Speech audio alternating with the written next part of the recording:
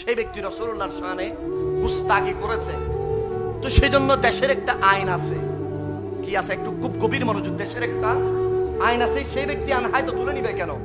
আমি বলতে চাই আমাদের দেশের কোনো আইন নাই, ঘোড়ার ডিম আছে।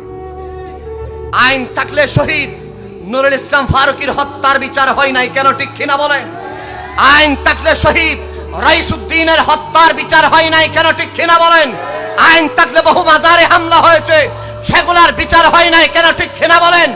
আইন থাকলে বাংলাদেশের প্রতিদিন শত শত মানুষের লাশ পড়ছে, সেই সমস্ত খুনিদেরকে ফাঁসির কাস্টে ঝুলানো হলো না কেন? হাত তোলা বলেন, ঠিক কিনা?